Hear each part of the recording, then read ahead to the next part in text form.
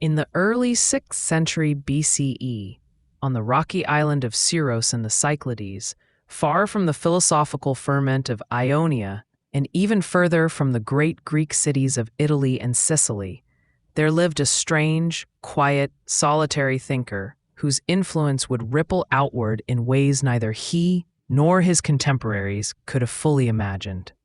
Pherecydes, sometimes written Pherekydes, occupies an unusual position in the history of philosophy.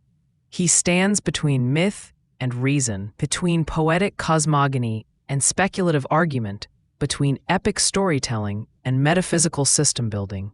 He predates Pythagoras, overlaps with Thales and Anaximander, and is sometimes named as the teacher of Pythagoras himself.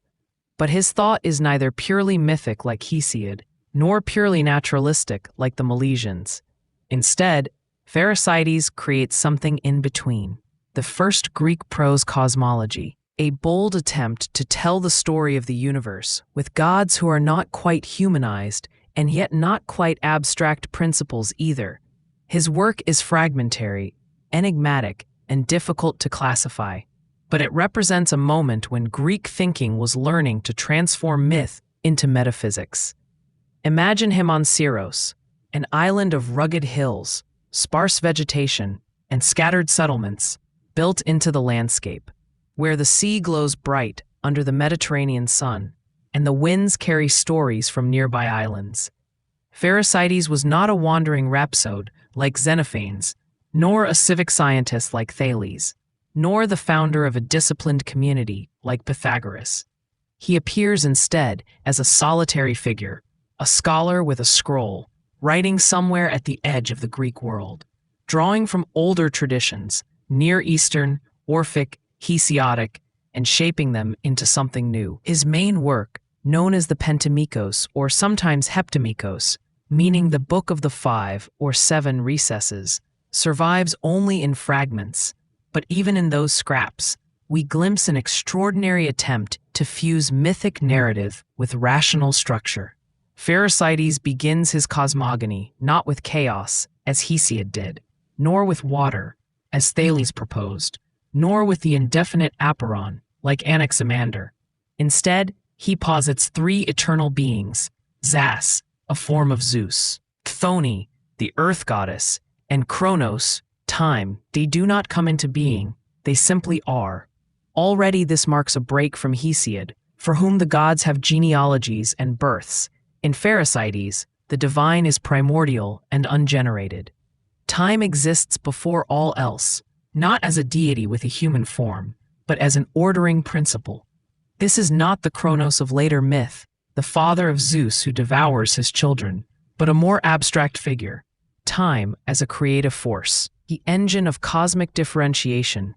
Chronos, in Pherecydes' scheme, produces the seeds of all things and places them in the mykoi, the 5 or 7 recesses of the cosmic structure, where they germinate before emerging into the world. Everything about this is new for Greek thought. The idea that the universe begins with ungenerated entities that exist eternally, that time, rather than a story of succession or violent overthrow, initiates the unfolding of the cosmos, that the origins of things lie in hidden recesses within primordial being. This is a fusion of mythic imagery with metaphysical reasoning. Pherecydes is not abandoning myth, he is transforming it. His gods do not correspond easily to the anthropomorphic figures of Olympus. Zas, though related to Zeus, is presented as a cosmic intelligence who crafts the world rather than ruling it through thunderbolt and decree. Chthoni is not simply the Earth Mother Gaia. She becomes Earth only after receiving a gift, a robe embroidered by Zas, which symbolizes the making of the world's surface. Chronos is not an old man with a sickle. He is the timeless principle out of which structure arises. Scholars sometimes call Pherecydes the first theologian, others the first metaphysician, and still others the first prose author in Greek history. Each title captures something true. Unlike Hesiod's Theogony, which is a poem meant for recitation, Pherecydes' Pentamikos is written in continuous prose, probably intended for reading rather than performance. That shift from verse to prose marks an intellectual transition. Poetry invokes memory, tradition, and divine inspiration. Prose suggests analysis, explanation, and argument. And yet Pherecydes does not simply abandon mythic form. He tells stories about marriages of cosmic beings, about the weaving of the world, about battles between gods. But these stories are not mere entertainment. They encode speculative ideas about the nature of reality. To understand the importance of Pherecydes, imagine Greek thought at that moment. The Milesians are beginning to ask what the world is made of. Thales says water. Anaximander, pushing the idea further, says the aporon, the indefinite. Anaximenes says air, rarefied and condensed. Meanwhile, the poets continue to tell of gods intervening in human affairs, shaping destinies. Fighting, loving, deceiving. Pherecydes stands between these impulses. He wants to explain the structure of the cosmos with something more systematic than myth, but he also wants to preserve the imaginative richness that myth provides. His gods represent principles rather than personalities. Zas is not just a sovereign god. He is the mind or spirit that shapes form. Chthoni is not a goddess with a narrative trajectory. She is primordial matter, the receiving aspect of being. Kronos is not a patriarch. He is time as the generating matrix. The centerpiece of his cosmogony is the marriage of Zas and Chthoni. But this marriage, unlike marriages in Homer or Hesiod, is symbolic. Zas, the ordering principle, gives Chthoni a robe embroidered with the earth's surface, mountains, rivers, plains. By accepting this gift, Chthoni becomes Gaia, the earth as we know it. The world emerges not from violent succession, castration, or generational overthrow, as in older myths, but from a harmonious union of form and matter. The robe is not just a bridal garment, it is the world pattern. Here, Pherecydes anticipates later metaphysical language. Form imposes structure on matter. Mind shapes body. Order emerges from union. His imagery is mythological, but the idea beneath it is philosophical. Pherecydes introduces another innovation, a cosmic battle between gods and serpentine forces, sometimes called Ophion or the Ophionians. This battle resembles, in outline, the Titanomachy or the Gigantomachy, but Pherecydes' version has a different flavor. It is not about familial revenge or the overthrow of tyrannical gods. It is about the victory of ordered principles over chaotic or primal forces. The serpents represent pre-order, undifferentiated being, the threat of disintegration. Zas and Kronos do not merely defeat them. They establish the conditions for a stable cosmos. In this sense, Pherecydes prefigures later philosophical themes. Order versus chaos. Logos versus disorder. Form versus the formless. Imagine him writing, perhaps sitting in a stone dwelling overlooking the sea, his scroll unrolled before him. He would have heard stories from travelers of Babylonian cosmologies in which primordial waters are divided by divine conflict, of Phoenician myths involving cosmic eggs and serpents, of Orphic traditions that speak of time and necessity and the cosmic egg from which Phanes emerges. Pherecydes' ideas echo some of these themes, but he reshapes them with a distinctly Greek sensibility. He does not tell of gods creating the world through violence, but through weaving, structure, and union. He does not reject myth. He refines it into something more philosophical. His influence on Pythagoras is a matter of debate, but ancient sources repeatedly link them. Some say Pythagoras studied under Pherecydes. Others claim Pherecydes taught doctrines about the immortality of the soul that Pythagoras later elaborated. There is evidence that Pherecydes believed the soul was immortal and that human beings undergo cycles of rebirth. This belief puts him at the threshold of what will become a central doctrine in Pythagoreanism and later in Orphic and Platonic thought, that the soul is not extinguished at death, but continues its journey, refining itself, learning, perhaps rising or falling depending on its life. Pherecydes' idea of the soul is not as elaborated as Pythagoras's, but the seed is present. The soul is something divine, connected to the cosmic order and not bound to one body. In one fragment, he speaks of sleeves or pouches, mykoi, where the principles of things are placed. The mycos is a recess, a hidden chamber, a womb-like cavity in which seeds develop. This imagery might at first seem primitive, but it maps onto a sophisticated conceptual scheme. The recesses represent fundamental categories of being, the primordial structures within which all differentiation occurs. Kronos deposits the seeds of gods and of the cosmos into these recesses, and they later emerge into their distinct forms. This prefigures later philosophical ideas. In Plato, the receptacle of the Timaeus. In Aristotle, the matter that receives form. In Stoic cosmology, the cycles of cosmic development. Pherecydes recesses are mythic images for structural realities. Pherecydes also innovates by introducing the idea of divine attributes expressed spatially rather than genealogically. His gods occupy layers or dimensions of the cosmos, not family trees. They are co-eternal, not born from one another. This breaks sharply with Hesiod and signals a transition from mythic ancestry to metaphysical coexistence. It is a small shift, but it changes everything. Instead of asking, which god came first? Who fathered whom?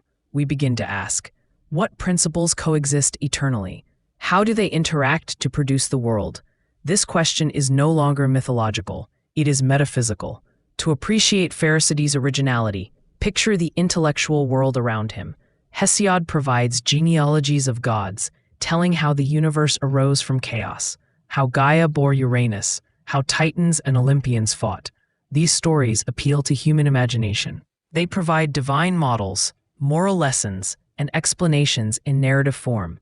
Meanwhile, the Milesians provide naturalistic models. The world is water, or the indefinite, or air. They speak of processes, not gods, of physical transformations, not divine marriages. Pherecydes stands between these. He sees the value of narrative, but wants to infuse it with conceptual depth. He sees the need for structure, but recognizes that abstract principles alone may fail to capture the world's richness. Thus, he creates a hybrid genre, myth with system, theology with metaphysics, narrative with ontology. His work may seem obscure to us now because it lacks the clarity of later philosophical abstraction and retains the imagery of myth. But in the 6th century BCE, it would have been breathtaking. He was doing something no one else was doing. Making myth rational without making it dry. Making theology rigorous without stripping it of its imaginative force. In Pherecydes' vision, Zos, Kronos, and Chthoni form a trinity of eternal realities. Kronos generates seeds. Zos organizes. Chthoni receives. This triad resembles, in a distant way, later metaphysical triads. The one, intellect and soul in Neoplatonism. The Father, Logos, and Spirit in early Christian thought. The Brahman, Atman, Prakriti triad in Indian philosophy. This is not to say Pherecydes influences these directly, but his way of thinking, three principles, eternal, interacting to shape the cosmos, belongs to a broad pattern of philosophical speculation that appears across cultures, a unity at the top, a shaping principle, and a receiving or material principle. Pherecydes' version is still mythic, still draped in divine names, but the structure is unmistakably philosophical. One of the most intriguing aspects of his work is his treatment of time. Kronos does not simply measure events. He is a creative force. Time generates, distributes, organizes. This idea anticipates not only later mythic figures like Aeon and Kronos in Orphic writings, but also philosophical conceptions of time as an ontological principle. In Plato's Timaeus, time is the moving image of eternity. In Aristotle, time is the measure of motion. In Stoicism, time is a mode of cosmic fire. Pherecydes is the first Greek thinker we know who places time itself at the heart of cosmic generation. His Kronos is not just a character, it is a metaphysical necessity.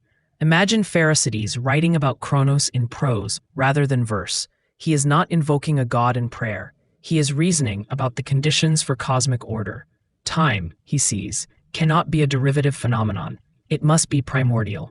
Without time, there is no sequence, no development, no emergence. If the world is not simply static but unfolds, time must precede and contain that unfolding. So he personifies this insight in Kronos, but the personification is a philosophical tool, not a literal picture. Chronos is a being, yes, but not in the Homeric sense. He is time as the artisan of becoming. Pherecydes also explores the idea of cosmic cycles, though not as fully developed as later Stoic ekpyrosis or Orphic cosmic eggs. His fragments suggest that the world undergoes phases of development and renewal. Chronos generates seeds that unfold into the world. The world unfolds into multiplicity. Perhaps it later returns to a primordial condition. This theme, lightly sketched, anticipates one of the deepest motifs in Greek philosophy, the idea that the cosmos lives through cycles, that creation is not a one-time event, but an ongoing rhythmic process. His prose style, insofar as we can reconstruct it, was spare, dense, and obscure. Later writers found him difficult, even cryptic, but this difficulty is not a flaw. It is a consequence of pioneering. He lacked the vocabulary later philosophers would develop. Form, matter, substance, essence, being, becoming. He had to express metaphysical insight through mythic language, and the result is a hybrid unlike anything before or since. His work reads like the moment when myth begins to strain under the weight of rational reflection, when story begins to turn into system. Picture him again on Syros, standing near the sea, watching the changing colors of the water as the sun sets. He sees the rhythms of nature, the cycles of seasons, the play of elements. He hears sailors speak of storms and calm, of stars guiding their routes. He hears traveling bards reciting tales of gods in conflict, of heroes and monsters. All these influences converge in his mind, and he shapes them into something new, a story about the cosmos that does not rely on divine caprice, that does not treat gods as exaggerated humans, but that also does not discard the narrative imagination that gives meaning to human life. Pherecydes' world is not governed by the tempers of Zeus or the passions of Hera. It is structured by eternal realities, time, order, matter, figured as divine beings but functioning as metaphysical principles. Zos is the structuring intelligence, Chronos, the generating time, Chthoni, the receptive ground. Their marriage symbolizes the union of form and matter. Their conflict with serpentine forces symbolizes the triumph of order over primordial chaos. Their gifts, garments, and unions symbolize the emergence of the world as we know it.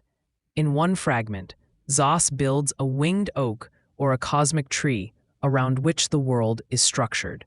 This image of a world tree, a cosmic axis, is common in Near Eastern and Indo-European myth. But in Pherecydes, it becomes a philosophical symbol. The axis of the cosmos, the structure around which space is organized. The oak is not merely a tree, it is the world's skeleton. Again, we see the blending of inherited mythic patterns with emerging metaphysical explanation. Pherecydes also innovates in his treatment of divinity as neither wholly transcendent nor wholly immanent. His gods are part of the cosmos, not outside it. They are eternal principles that shape reality from within. This anticipates the Stoic idea of God as the rational fire pervading the cosmos. It also anticipates Neoplatonic ideas of emanation. Pherecydes is not yet a philosopher in the technical sense, but he is thinking along lines philosophers will later follow. When we look back at early Greek thought, we often tell the story as a progression from myth to science, from Hesiod to the Milesians, from mythology to naturalism. But Pherecydes complicates that story. He shows that the path was not linear. Greek thought did not abandon myth overnight. Instead, thinkers like Pherecydes transformed it from within, using mythic vocabulary to express ideas that reached beyond the mythic imagination. He is a reminder that intellectual evolution is not a simple march toward abstraction. It is a process of adaptation, translation, and fusion. In presenting Pherecydes to a modern listener, you can emphasize this transitional character. He is not as cleanly naturalistic as Thales or as boldly abstract as Anaximander. He is not as mystical as Pythagoras or as critical as Xenophanes. He sits in a unique space, taking old stories and asking new questions of them. His gods are not characters, they are principles. His stories are not theological dogma, they are models for understanding how reality unfolds. His metaphors are not decorative, they are conceptual tools, and yet he remains deeply human. His imagery is sensual and vivid, robes embroidered with Earth's landscapes, winged oaks, serpents warring against gods, seeds placed in womb-like chambers. These images speak to something in us that pure abstraction cannot reach. Pherecydes recognizes that human beings understand through story, symbol, and metaphor. He does not discard the imaginative dimension of myth. He refines it into a vehicle for deeper thinking. His influence reaches beyond the fragments of his own work. Pythagoras may have learned from him the idea of the soul's immortality and transmigration.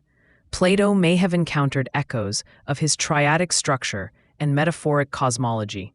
Orphic and Pythagorean writers may have drawn from his imagery of time as the father of seeds. Later historians classify him as one of the first theologians because he reimagines the gods in a rational form. Others call him the first metaphysician because he posits eternal principles interacting to generate the world. Still others call him the first Greek prose author because his writing marks the transition from verse to conceptual exposition.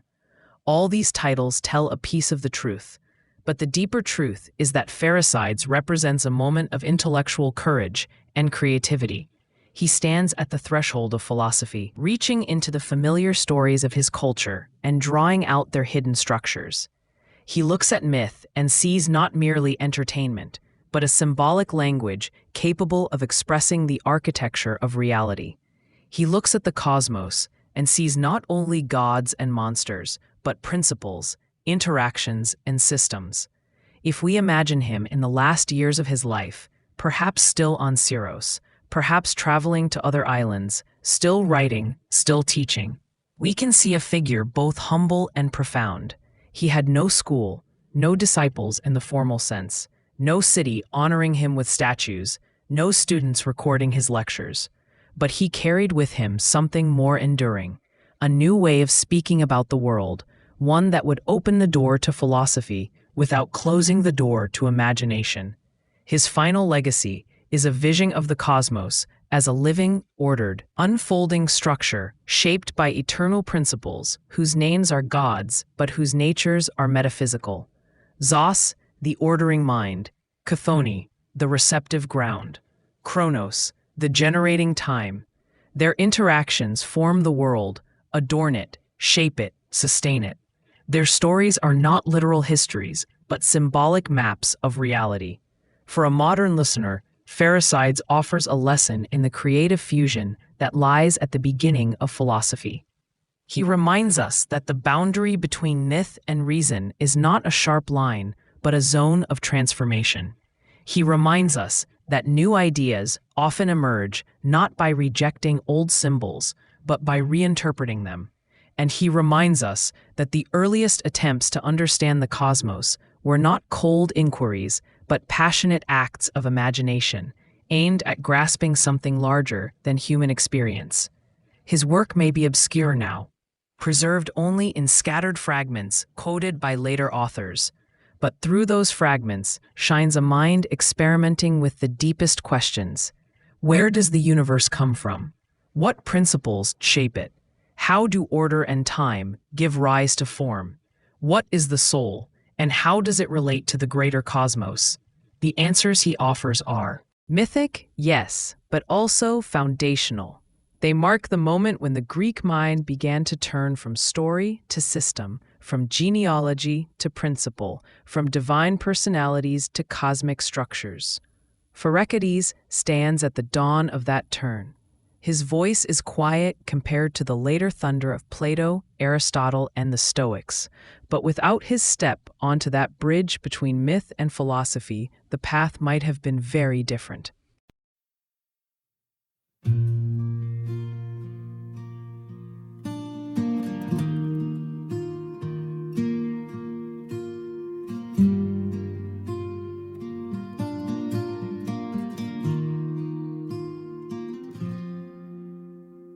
Midnight rails under silver moon, dusty boots on a winding road. A shadow's the only friend I've known since she packed up and let me go.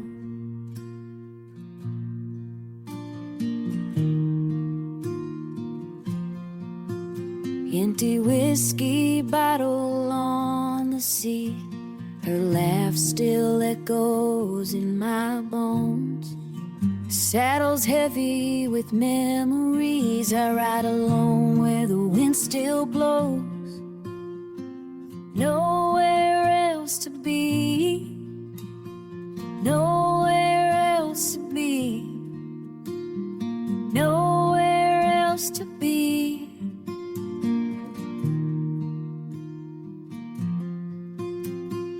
Nowhere else to be, nowhere else to be, nowhere else to be.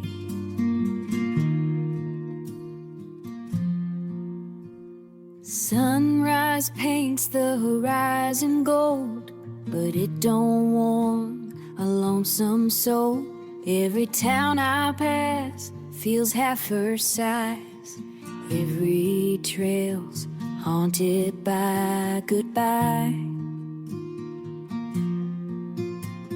I whisper prayers to open skies, hoping someday my heart'll find a brand new path beyond the pain, where broken hearts can heal in time. Nowhere else to be, nowhere else to be, nowhere else to be.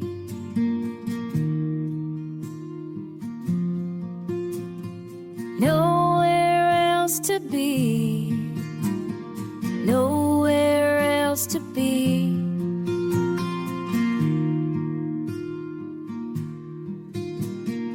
Nowhere else to be.